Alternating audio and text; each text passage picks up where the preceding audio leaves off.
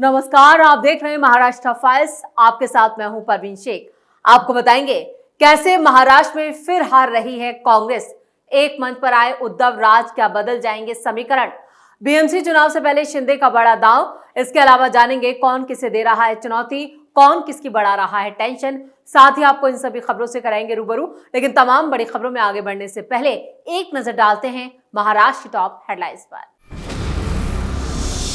कांग्रेस की शर्मनाक हार, राहुल गांधी ने कर दी बड़ी गलती, महाविकास अघाड़ी में अलग थलग पड़ी पार्टी। फिर एक साथ नजर आए उद्धव और राज ठाकरे, मंच पर साथ दिखा ठाकरे परिवार, क्या बीएमसी चुनाव के बदलेंगे नतीजे। मुंबई के बीएमसी चुनावों से पहले डिप्टी सीएम एकनाथ शिंदे का बड़ा दांव। 883 झुग्गी निवासियों को 17 करोड़ 70 लाख रुपए का मिला किराया। बिहार चुनाव प्रचार के मैदान में सीएम देवेंद्र फडणवीस बोले, पूरे बिहार में एनडीए की हवा। डॉक्टर से करोड़ों की ठगी, कोर्ट और ईडी का डर दिखाया, फर्जी दस्तावेज भेजकर कर लिया डिजिटल अरेस्ट। खबरों में सबसे पहले बात कांग्रेस की हार की। बिहार चुनाव में उम्मीदवारों के सिलेक्शन को लेकर कांग्रेस बुरी तरह से फंस गई है। आलम यह है कि कांग्रेस के सहयोगी उसे नसीहत देने में लगे हैं। शिवसेना यूबीटी सांसद प्रियंका चतुर्वेदी ने कांग्रेस को उसकी औकात दिखाई है, जिससे सियासी बवाल मचा है। महाराष्ट्र विधानसभा चुनाव में कांग्रेस की शर्मनाक हार के बाद अब बीएमसी में भी पार्टी की हार साफ साफ दिख रही है। उद्धव ने भी अब राहुल गांधी से किनारा कर लिया है। उन्होंने राज ठाकरे के साथ बीएमसी चुनाव लड़ने की बात कही, जिसको लेकर प्रियंका चतुर्वेदी ने कांग्रेस को महाराष्ट्र वाली गलती बिहार में नहीं दोहराने की नसीहत दी है। प्रियंका चतुर्वेदी ने साफ तौर पर कहा कि कांग्रेस तेजस्वी यादव को महागठबंधन का चेहरा घोषित करे। उसके साथ ही उन्होंने साफ शब्दों में कहा कि कांग्रेस को महाराष्ट्र वाली गलती बिहार में नहीं करनी चाहिए। उनका मानना है कि तेजस्वी यादव बिहार का लोकप्रिय चेहरा है। उन्हें बतौर डिप्टी सीएम बिहार के युवाओं को नौकरी के मौके दिए। शिवसेना सांसद का मानना है कि अगर कांग्रेस तेजस्वी यादव को महागठबंधन का चेहरा घोषित करती है तो चुनाव में इसका फायदा मिल सकता है। हालांकि बिहार कांग्रेस के स्थानीय नेता इस ऐलान के पक्ष में नहीं है। सूबे में पार्टी के अध्यक्ष राजेश राम हो या अखिलेश प्रसाद सिंह, कन्हैया कुमार, तारिक अनवर, पप्पू यादव जैसे पार्टी के नेता सभी कांग्रेस की खोई हुई साख वापस कराने के लिए मेहनत करें और बिना सीएम फेस घोषित किए चुनावी मैदान में जाने को बेताब हैं। नवंबर 2024 में महाराष्ट्र विधानसभा चुनाव में भी महाविकास अघाड़ी में सीएम फेस को लेकर खूब टकराव देखने को मिला था। आखिर में महाविकास अघाड़ी ने बगैर सीएम फेस घोषित किए चुनावी मैदान में उतरने का फैसला लिया और बुरी तरह हार देखने को मिली। महाविकास अघाड़ी में कांग्रेस को 16 सीटें, शरद पवार की पार्टी को 10 और शिवसेना यूबीटी ने 20 सीटें ही जीती थी। वहीं महायुति ने 230 से ज्यादा सीटें जीतकर ऐतिहासिक विजयश्री पताका लहराया। बीजेपी 132, शिवसेना शिंदे 57 और एनसीपी ने 41 सीटें जीतकर एनडीए को हराने में वो कामयाब रहे थे। शिवसेना यूबीटी ने इस हार का ठिकरा कांग्रेस पर फोड़ा था और बगैर सीएम फेस घोषित किए चुनावी मैदान में उतरने को बड़ा ब्लंडर बताया था। शिवसेना ठाकरे गुट की लगातार मांग थी कि उद्धव ठाकरे को मुख्यमंत्री का चेहरा घोषित किया जाए। हालांकि कांग्रेस और एनसीपी ने इस मांग को दरकिनार करते हुए चुनावी मैदान में उतरने का फैसला लिया, जिसका जिक्र आज प्रियंका चतुर्वेदी ने किया। उन्होंने कहा कि जो गलती महाराष्ट्र में कांग्रेस ने की, वही गलती अब बिहार में दोहराने वाली है और जिससे साफ है कि कांग्रेस को वहां भी मुंह की खानी पड़ेगी।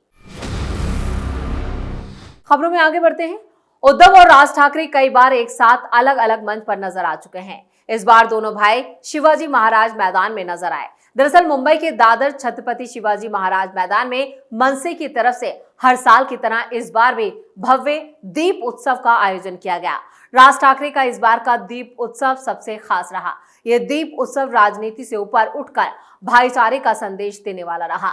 मनसे प्रमुख राज ठाकरे के आमंत्रण पर पहली बार उनके भाई और शिवसेना यूबीटी चीफ उद्धव ठाकरे ने कार्यक्रम में शिरकत की। इस दौरान उद्धव ठाकरे ने कार्यक्रम का उद्घाटन भी किया। कार्यक्रम के उद्घाटन में उद्धव ठाकरे के साथ उनकी पत्नी रश्मि ठाकरे और बेटे आदित्य ठाकरे भी मौजूद रहे। दोनों परिवारों ने मिलकर दीप प्रज्वलन किया, जिससे माहौल में एकता और सौहार्द की नई रोशनी फैल गई। वहीं मंच पर उद्धव और राज ठाकरे का एक साथ होने से राजनीतिक चर्चाएं भी तेज हो गई। राज ठाकरे ने कहा, दीप उत्सव सिर्फ रोशनी का नहीं बल्कि एकता और संस्कार का पर्व है। उद्धव जी और उनका परिवार आज हमारे बीच है। ये पूरे महाराष्ट्र के लिए सौहार्द का संदेश है। इस दौरान पूरा मैदान दीपों की रोशनी में नहाया हुआ था। हजारों दियों की झिलमिलाहट के बीच मराठी लोक संगीत, लेजिम और पारंपरिक नृत्यों की धुनों ने कार्यक्रम को सांस्कृतिक रंग दिया। उपस्थित लोगों ने इस ऐतिहासिक पल को अपने कैमरों में कैद किया। राज और उद्धव ठाकरे लंबे वक्त से अलग अलग राजनीतिक राहों पर हैं, लेकिन दीप उत्सव का ये मंच रिश्तों की गर्माहट और सद्भाव की नई शुरुआत का प्रतीक बन गया। दादर का ये दीप उत्सव इस बार सिर्फ रोशनी का नहीं बल्कि रिश्तों को जोड़ने वाली नई रोशनी का पर्व बना, जहां राजनीति पीछे रह गई और पारिवारिक अपनापन आगे बढ़कर चमक उठा। लेकिन इसको लेकर सीएम देवेंद्र फडणवीस ने साफ कहा है कि ये कोई भी गठबंधन हो, लेकिन इस बार बीएमसी में महायुति ही जीतेगी और बीएमसी में बीजेपी का ही मेयर बैठेगा। और खबरों में अब बात सीएम शिंदे की। महाराष्ट्र के डिप्टी सीएम और राज्य के आवास मंत्री एकनाथ शिंदे ने मुंबई में आगामी बीएमसी चुनावों से ठीक पहले एक बड़ा कदम उठाया है।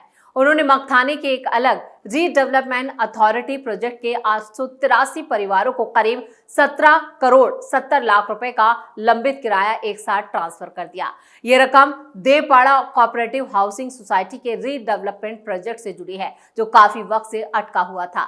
एसआरए अधिकारियों के मुताबिक इन प्रभावित झुग्गीवासियों का कुल बकाया किराया करीब 40 करोड़ रुपए है। इस महीने की शुरुआत में जब बिल्डर ने एसआरए में 17 करोड़ 70 लाख रुपए जमा किए, तो शिंदे ने फौरन ये पूरी रकम योग्य झुग्गीवासियों को जारी कर दी। राजनीतिक जानकारों का मानना है कि यह कदम बीएमसी चुनावों से पहले मतदाताओं को लुभाने की एक रणनीति है। मकथाने से शिवसेना के विधायक प्रकाश सर्वे हैं और पार्टी इस सीट पर प्रतिद्वंदी शिवसेना यूबीटी को चुनौती देना चाहती है। एसआरए के सीईओ महेंद्र कल्याणकर, जो अथॉरिटी में नीतिगत सुधारों को बढ़ावा दे रहे हैं, उन्होंने बताया कि लंबित किराया शहर के झुग्गीवासियों के सामने आने वाली प्रमुख समस्याओं में से एक है। एक नए सर्कुलर के मुताबिक 210 के तहत बिल्डरों को एसआरए के साथ 2 साल का एडवांस किराया जमा करना होता है, जिसे एसआरए फिर झुग्गी किराएदारों को देता है। कल्याणकर ने कहा है कि हमने बिल्डरों से सभी लंबित किराए की वसूली में तेजी लाई है ताकि झुग्गीवासी परेशान न हो। एसआरए झुग्गी रीडेवलपमेंट को रफ्तार दे रहा है और इस झुग्गी किराएदारों पर ध्यान केंद्रित करें ताकि ये सुनिश्चित हो सके कि उन्हें उनका बकाया मिले और परियोजनाएं वक्त पर पूरी हों। हमने इसके लिए कई नीतिगत हस्तक्षेप किए हैं और हालिया संशोधन भी इसी दिशा में एक महत्वपूर्ण कदम है। खबरों में अब बात देवेंद्र फडणवीस की। महाराष्ट्र के मुख्यमंत्री देवेंद्र फडणवीस ने कहा है कि लोकतंत्र की जननी बिहार से ही यह नारा बुलंद हुआ था कि सिंहासन खाली करो, जनता आती है। इसी बिहार में पीएम नरेंद्र मोदी और नीतीश बाबू के नेतृत्व में विकास की रफ्तार नहीं रुकेगी।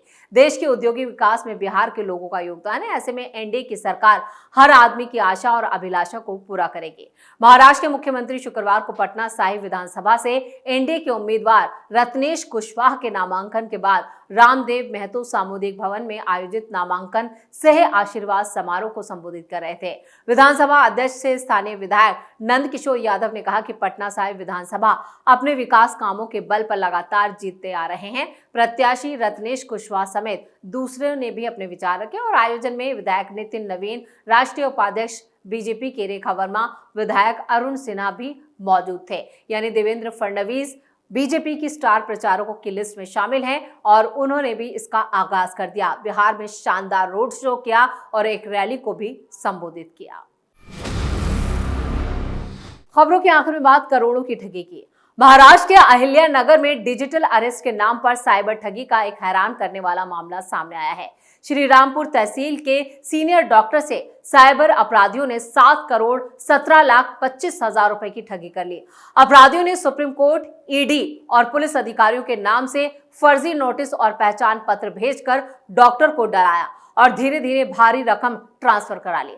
जानकारी के मुताबिक ये घटना 7 सितंबर से 10 अक्टूबर के बीच की है। इस दौरान अज्ञात लोगों ने डॉक्टर को व्हाट्सएप वीडियो कॉल कर संपर्क किया।